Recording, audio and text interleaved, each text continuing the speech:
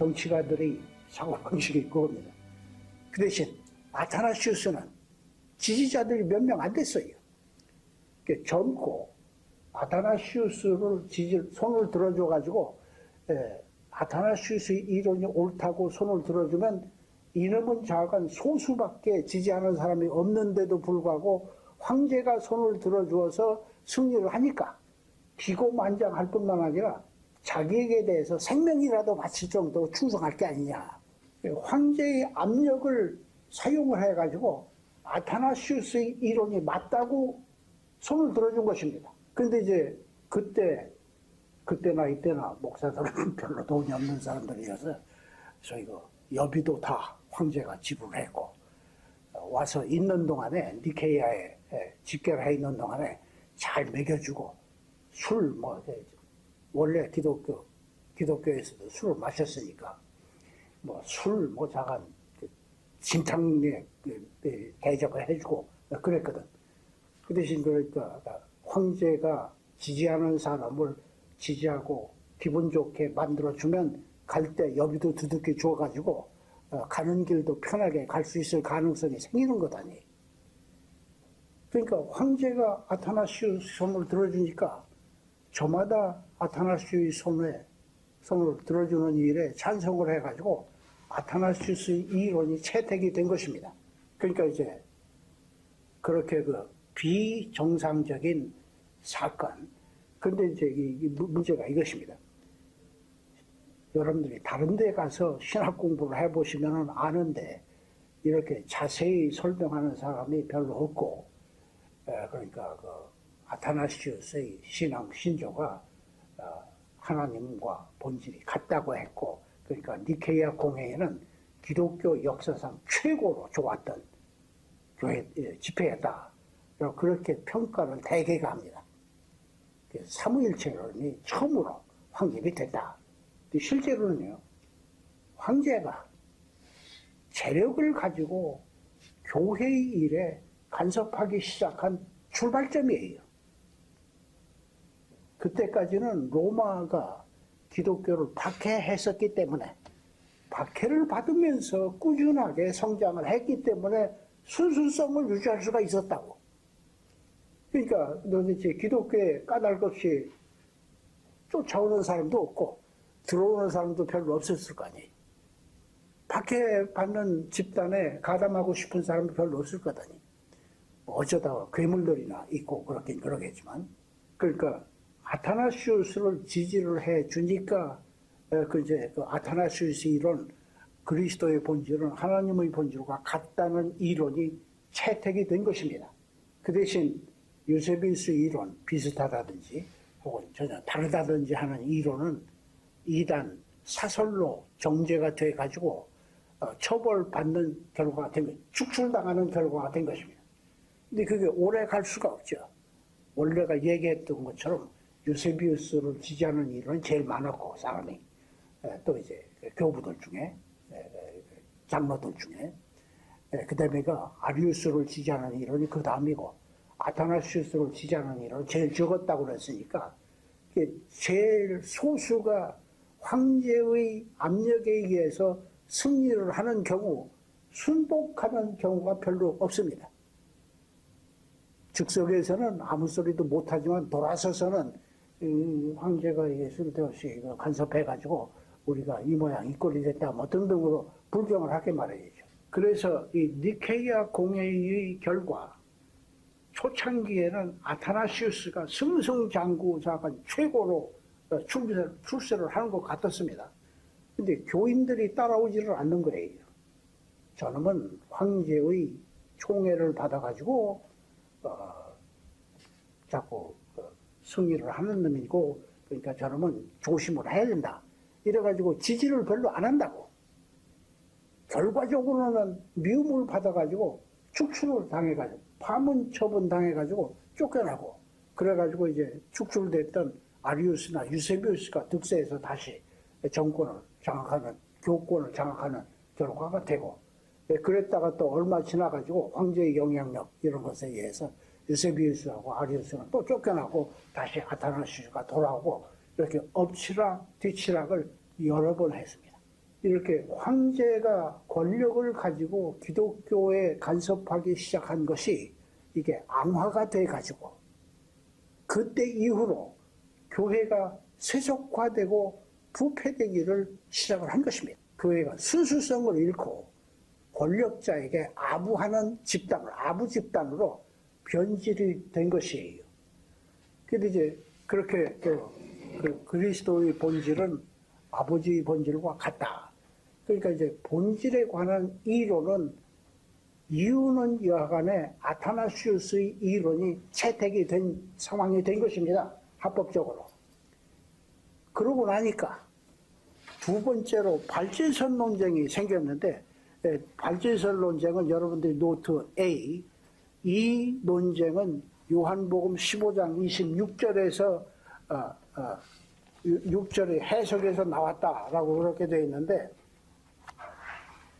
요한복음 15장 26절에 요한복음 14장으로부터 16장은 아주 대단히 중요한 성구입니다. 성령론을 공부하는 사람에게 있어서는 아주 외울 정도로 여러 번 골백 번도 더 읽어야 되는 거예요.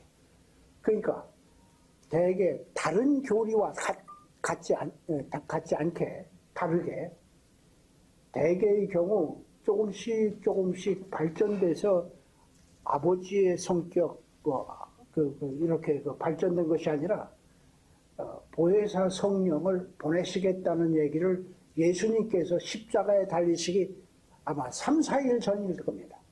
요한복음 14장으로부터 시작해서 16장까지 그 이후는 요한복음 14장 이후는 십자가에 달리시기 6월 전 2, 3일 전이니까 한 3, 4일 전밖에 안 돼요. 그러니까 예수님께서 작별 인사를 하시는 것처럼 제자들에게 이르는 말씀이 내가 지금까지는 너희들과 같이 있지만 내가 떠나고 나면 너희들을 고아처럼 이 세상에 버려두는 것이 아니라 보혜사 성령을 보내줄 것이고 보혜사 성령은 나처럼 떠나버리는 것이 아니라 너희들과 함께 있어가지고 너희들을 도우리라 뭐 등등으로 그렇게 내가 한 말을 너희들이 기억하게 도와주리라 또 이해하지 못했던 것을 가르쳐주리라 뭐 등등 여러 가지로 성령께서 오셔서 하실 일을 차례차례 잘 정리해서 성령론을 간단하게 정리해서 제자들에게 가르쳐준 부분이 요한복음 14장으로부터 시작해서 16장이에요. 근데 무슨 까닭인지는 모르지만 개신교 신학자들 중에 성령론을 취급하는 사람 중에 요한복음 14장으로부터 16장을 이렇게 아주 구체적으로 연구하는 사람이 별로 없어요. 그래가지고 성령론이 엉망진창이 된 겁니다. 그러니까 예수님께서 직접적으로 하신 교훈이고 십자가에 달리시기 2, 3일 전에 얼마나 소중한 교훈이면은 십자가에 달리시기 전에 2, 3일 전에 그 상황에서 그런 교훈을 구체적으로 시간을 들여서 하셨겠느냐고. 예수님께서도 상당히 중요하게 지급을 하셨고 그래가지고 보혜사 성령을 소개를 했고 보혜사 성령이 오시면 너희들에게 이런 일을 해줄 거라고 그렇게 약속을 한 것이니까 성령이 오시면은 본질적으로 예수님께서 하신 말씀의 범위 내에서 주로 성도들을 도울 일이지 그것 이외로 도울 가능성은 별로 없다고 결론을 내릴 수가 있는 것 아니에요. 근데 그렇지 않거든. 요즘 그 카리스마틱 무브먼트 80년대 이래 60년 그러니까 70년대로부터 시작해서 80년대까지 90년대까지 카리스마틱 무브먼트가 기독교계를 거의 석권하다시피 했어요. 그런데 항상 방언하는 것, 병 고치는 것, 기사와 이적 행하는 것 이런 것만 주가라고 강조를 했지 요한복음 14장으로부터 16장은 거들떠들 보잖아요. 그러면서도 돌아서서는 성경이 신앙과 행위의 궁극적인 권위다. 우리는 하나님의 말씀대로 신앙생활을 한다. 떠들어대긴 떠들어댄다고. 이게 논리상의 모순이 아니냐고요. 이 사람들이요, 어째서 그런지 모르지만 이게 그렇게 머리가 제대로 돌아가지는 않는 것 같아. 뭔가가 잘못을.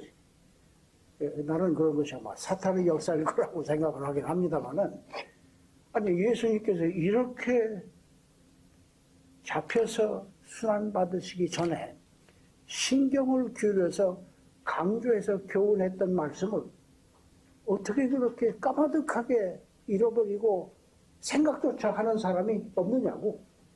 이 심각한 문제예요. 그러니까 개신교인들이, 개신교의 지도자들이 강대상에 올라가지고 성경이 신앙과 하나님의 말씀이고 신앙과 행위의 궁극적인 권위고 어쩌고 떠들기 전에 성경부터 조금 더 구체적으로 내용을 이해하면서 읽을 필요가 있어요.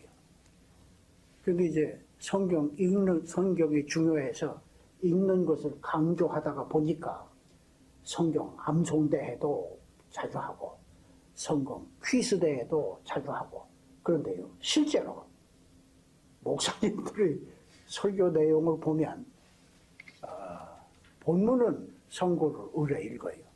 몇 절이 됐든지 간에. 근데 본문의 내용을 아주 시원스럽게 알아듣기 쉽게 설명하는 설교를 하는 경우는 극히 드물다고요. 여기 그래서 요한복음 15장 26절에요. 이런 말씀이 있습니다. 내가 아버지께로서 너희에게 보낼 보혜사 곧 아버지께로서 나오시는 진리의 성령이 오실 때에 그가 나를 증거할 것이요. 서방 기독교에서는 내가 예수 그리스도께서 아버지께로서 너희에게 보낼 보혜사 곧 아버지께로서 나오시는 진리의 성령, 아버지께로서 너희들에게 보낼 성령이라는 말을 조금 더 구체적으로 아버지께서 나오시는 진리의 성령이라고 2번 반복해서 강조해서 설명한 문장이라고 해석해도 상관이 없어요. 그러니까 내가 아버지께로부터 성령을 너희들에게 보낸다. 성령은 아버지께로서 나오시는 분이다.